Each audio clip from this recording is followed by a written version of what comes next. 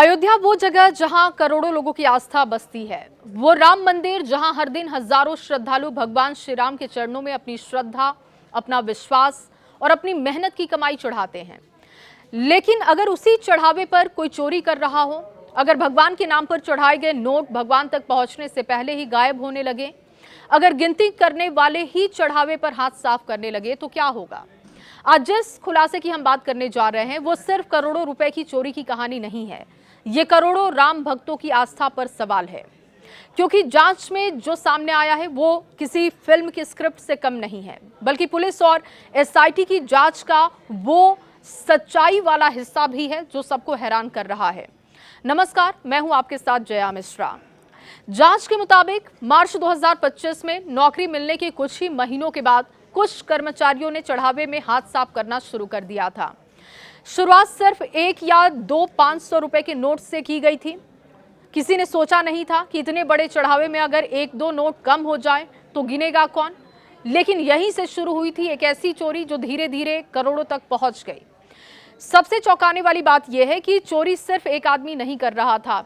जांच ये कहती है कि एक से शुरू किया, दूसरे ने देखा, फिर तीसरा इससे जुड़ गया और देखते ही देखते पूरा एक गिरोह इसमें तैयार हो गया।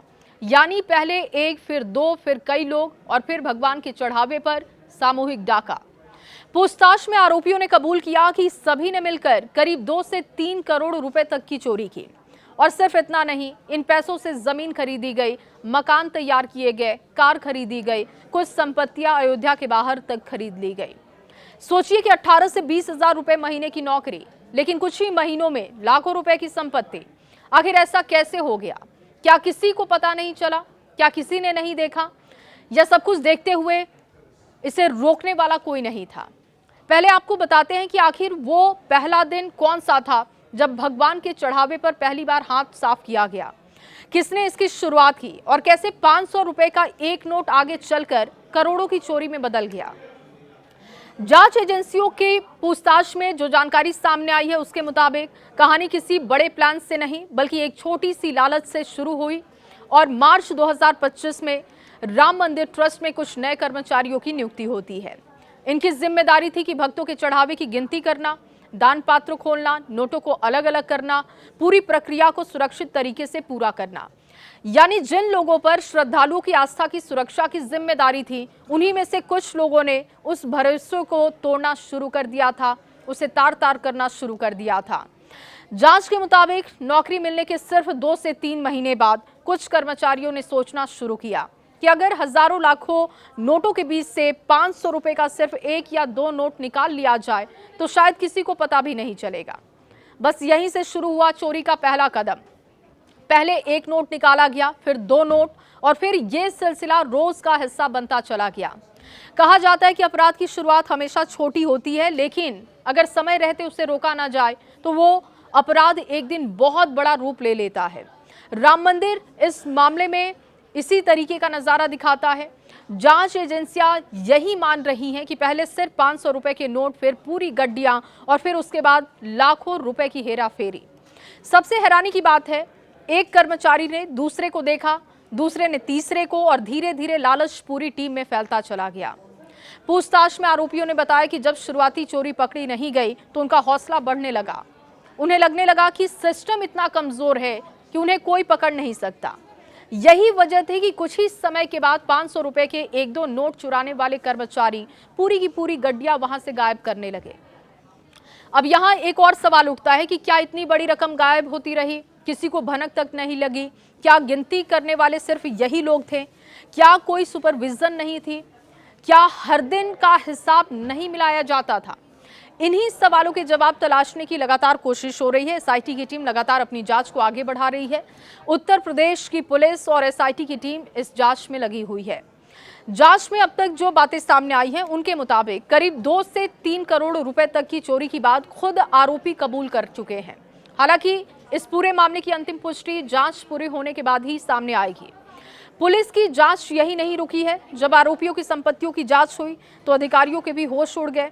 18 से 20 हजार रुपए महीने की सैलरी वाले लाखों की जमीन खरीद रहे थे, मकान, कार, नगद रकम सब कुछ इनके पास मिल रहा था और यहीं से पुलिस को यकीन होने लगा कि मामला सिर्फ छोटी मोटी चोरी का नहीं है, बल्कि लंबे समय से चल रहे एक संगठित खेल का ये हिस्सा है। एसआईटी की टीम ने यह भी पूछा कि रकम मंदिर परिसर से बाहर कैसे ले जाते थे, क्योंकि मंदिर में सुरक्षा भी थी, सीसीटीवी कैमरे भी हैं, बाहर निकलने वालों की जांच होती है, तो फिर करोड़ों रुपए की आखिर हेराफेरी वहां पर कैसे कर ली गई, करोड़ों रुपए यहां से कैसे निकाल लिए गए। इस सवाल का जवाब जो जांच में सामने आया है वो सुनकर वो तरीका आप हैरान हो जाएंगे कि किस तरीके से ये हेराफेरी चल रही थी। ये जो तरीका है ये आपको चौंका देगा, क्योंकि इस चोरी में मोजे का इस्तेमाल हो रहा था, जूते का इस्तेमाल हो रहा था, कपड़े भी इस्तेमाल किए जा रहे थे। मंदिर परिसर के अंदर जो शौचालय बना हुआ है उसका इस्तेमाल हो रहा था। जांच के मुताबिक मंदिर परिसर से सीधे पैसे बाहर नहीं जाते थे, बाहर निकलने से पहले सुरक्षा जांच होती थी। यही वजह थी कि आरोपियों ने एक अलग तरीका भी निकाला।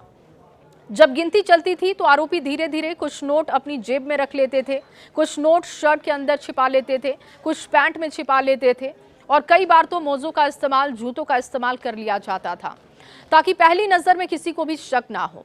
लेकिन कहानी यहीं खत्म नहीं होती है। अगर आरोपी इसी हालत में बाहर निकलते तो पकड़े जाने का खतरा था, इसीलिए उन्होंने चोरी का दूसरा चरण तैयार कर लिया। जांच एजेंसियों के मुताबिक चोरी किए गए नोट सीधे मंदिर से बाहर नहीं जाते थे, पहले उन्हें मंदिर परिसर के अंदर बने शौचालय तक पहुंचाया जाता था। यानी जो जगह किसी को शक के दायरे में नहीं लगती, वही चोरी का अस्थायी ठिकाना तैयार कर दिया गया। ड्यूटी के दौरान थोड़ी थोड़ी रकम वहां पर रखी जाती, फिर मौका देखा जाता, उसे धीरे से बाहर निकाला जाता। यानी एक दिन में ये सब कुछ नहीं हो रहा था, बल्कि कई चरणों में कैश बाहर पहुंचाया जा रहा था। सोचिए, अगर जांच एजेंसियों का दावा सही है तो ये कोई अचानक किया गया अपराध नहीं है, ये एक तय पैटर्न था, एक तरीका जो बार बार अपनाया गया, और शायद इसी वजह से लंबे समय तक किसी को शक नहीं हुआ। एसआईटी की शुरुआती रिपोर्ट भी इसी तरीके से इसी तरफ इशारा करती है। रिपोर्ट के अनुसार 27 अप्रैल से 5 जून के बीच सीसीटीवी फुटेज में करीब 70 ऐसी घटनाएं दिखी जहां कर्मचारी नोटों की गड्डियां अपने कपड़ों, जेबों, जूते और दूसरे स्थानों पर छिपाकर बाहर ले जाते हुए दिखाई दिए। यानी कैमरे सब कुछ रिकॉर्ड कर रहे थे, लेकिन कार्रवाई बहुत देर से शुरू हुई। अब यहाँ एक और सवाल उठता है कि अगर कैमरे लगे थे तो फिर चोरों को पकड़ा क्यों नहीं गया, फिर चोरी महीने तक कैसे यहाँ पर चलती रही? क्या कोई फुटेज देखने वाला नहीं था, या देखकर भी नजरअंदाज वहां पर किया जा रहा था? यानी एक तरफ करोड़ों रुपए का चढ़ावा, दूसरी तरफ सुरक्षा में लगातार लापरवाही, और तीसरी तरफ कुछ कर्मचारियों की बढ़ती लालच। इन्हीं 3 चीजों ने इस पूरे मामले को इतना बड़ा बना दिया। लेकिन कहानी अभी यहाँ पर खत्म नहीं होती है। चौंकाने वाली तस्वीरें भी दिखी। जांच में सिर्फ चोरी ही नहीं, बल्कि चोरी के पैसों से जमीन खरीदने, मकान बनवाने, नई कार लेने, गर्लफ्रेंड को घुमाने, उस पर पैसे उड़ाने, जंगल में पार्टी करने तक की बातें सामने आ गई। जब जांच आगे बढ़ी तो आरोपियों की जिंदगी भी जांच के घेरे में आ गई, और यहीं से एक के बाद एक कई ऐसे खुलासे हुए जो पुलिस को हैरान कर रहे हैं। जांच के मुताबिक जिन कर्मचारियों की मासिक सैलरी करीब 18 से 20 हजार रुपए थी, उनके पास लाखों रुपए की नकदी मिलने लगी है। कई लोगों ने तो नई जमीनें खरीद ली, कईयों ने मकान तैयार करवा लिया, कुछ ने अयोध्या से बाहर दूसरे जिलों में जाकर संपत्तियां तैयार कर ली। यानी कमाई छोटी लेकिन संपत्ति बड़ी। यहीं से जांच एजेंसियों का शक यकीन में बदलने लगा। जांच में सामने आया है कि 8 आरोपियों में से 7 लोगों ने चोरी के पैसे से किसी न किसी तरीके की संपत्ति तैयार की है। किसी ने अपने नाम पर तो किसी ने परिवार के नाम पर। यानी अगर सीधे अपने नाम पर खरीदने में खतरा उनको दिखाई दिया तो रिश्तेदारों के नाम का सहारा भी ले लिया गया। सबसे ज्यादा चर्चा इस मामले में अविनाश शुक्ला की हो रही है। पुलिस के मुताबिक उसके पास से करीब 20 लाख रुपए की बरामदगी की गई है। पूछताछ में उसने माना है कि चोरी के पैसे से उसने एक कार भी खरीदी, अपने पैतृक गांव में एक नया मकान भी उसने तैयार करवाया, अपने भाई के नाम पर प्रतापगढ़ और सुहावल इलाके में जमीन भी उसने खरीदी। यानी श्रद्धालुओं के चढ़ावे का पैसा निजी संपत्ति में बदला जा रहा था। जांच में एक और चौंकाने वाली बात सामने आई, वो ये थी कि जंगलों में पार्टी हो रही थी। पुलिस की पूछताछ में कुछ आरोपियों ने बताया कि 14 कोसी परिक्रमा मार्ग के पास जंगल वाले इलाके में वो अक्सर इकट्ठा होते थे। वहीं पर खाना पीना चलता था, मौज मस्ती होती थी, और सबसे अहम बात कि यहीं पर चोरी के पैसों का हिसाब किताब भी होता था। किसे कितना मिलेगा, किसने कितना निकाला है और अगली बार कितना जोखिम लेना है, इन सब पर वहीं पर चर्चा होती थी। अगर ये दावा जांच में सही साबित होता है तो ये सिर्फ चोरी नहीं है बल्कि एक संगठित नेटवर्क की ओर इशारा करता है। अगर करोड़ों रुपए की चोरी हो रही थी तो आखिर किसी को शक नहीं हुआ क्या? क्या कोई ऑडिट नहीं हो रहा था? क्या हर दिन हिसाब नहीं मिलाया जाता था? या गड़बड़ी होती रही लेकिन उसे समय से गंभीरता से नहीं लिया गया? अब इन्हीं सवालों के जवाब तलाशने के लिए एसआईटी और पुलिस लगातार कड़ी मशक्कत कर रही है। अब सिर्फ ये जांच का दायरा कर्मचारियों तक सीमित नहीं है, जांच का दायरा लगातार आगे बढ़ता चला जा रहा है। सूत्रों के मुताबिक 4 और 5 जून के आसपास ट्रस्ट की टीम और पुलिस ने करीब 89 लाख रुपए और कुछ नकदी आरोपियों के ठिकाने से बरामद की। इसके अलावा पूछताछ के आधार पर दूसरे स्थानों से भी कुछ रकम बरामद कर ली गई है। हालांकि पूरी जांच अभी भी जारी है। बरामदगी का अंतिम आंकड़ा जांच पूरी होने के बाद ही साफ हो पाएगा।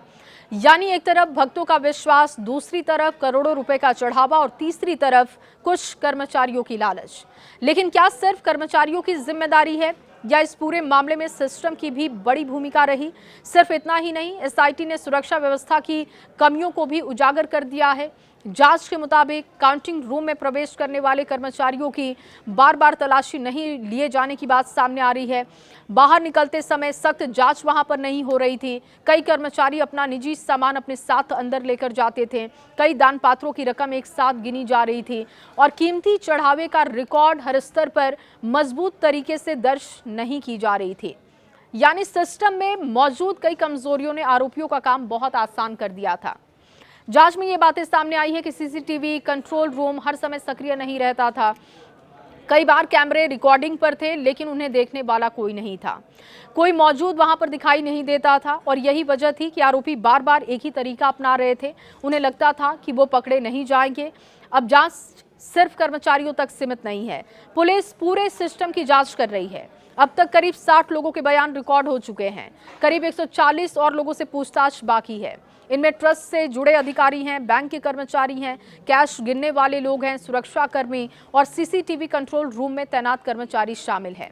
यानी जांच का दायरा लगातार आगे बढ़ रहा है। पुलिस ट्रस्ट के वरिष्ठ पदाधिकारियों से पूछताछ कर रही है।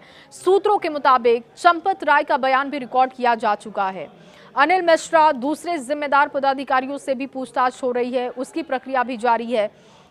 जांच एजेंसियां बैंक खातों, संपत्तियों, वित्तीय लेन देन इसकी भी जांच कर रही है। हालांकि अभी तक किसी भी व्यक्ति की जिम्मेदारी तय नहीं हुई है, अंतिम रूप से तय अब तक नहीं की जा चुकी है जिम्मेदारी, और ये जांच पूरी होने के बाद ही साफ हो पाएगा कि कौन आखिर इसके लिए जिम्मेदार है।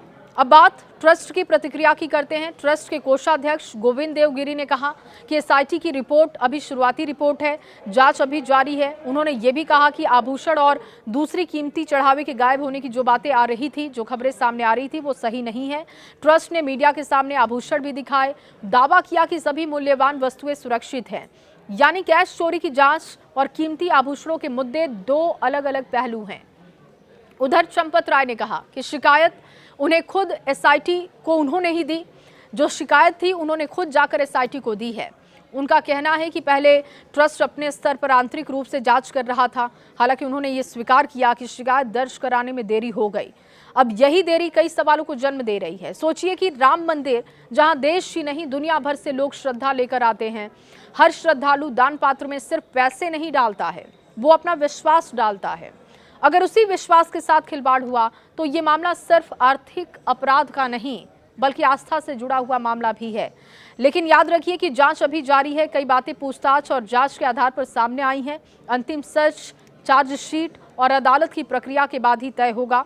फिलहाल 8 आरोपियों की गिरफ्तारी हो चुकी है, पूछताछ जारी है, सैकड़ों लोगों से बयान रिकॉर्ड करवाए जा रहे हैं, संपत्तियों की जांच हो रही है, बैंक खातों को खंगाला जा रहा है और सबसे बड़ा सवाल कि क्या जांच सिर्फ उन 8 लोगों तक सीमित रहेगी या इसके पीछे कोई बड़ा नेटवर्क भी सामने आ जाएगा। सिस्टम की लापरवाही सिर्फ गलती थी या किसी ने आंखें बंद कर रखी थी? इन सभी सवालों का जवाब जांच पूरी होने के बाद सामने आएगा। एक बात तय है कि राम मंदिर चढ़ावा चोरी का ये मामला अब सिर्फ चोरी का मामला नहीं बल्कि देश की सबसे बड़ी धार्मिक संस्थाओं में पारदर्शिता, जवाबदेही और सुरक्षा व्यवस्था पर एक बड़ी बहस बन चुका है।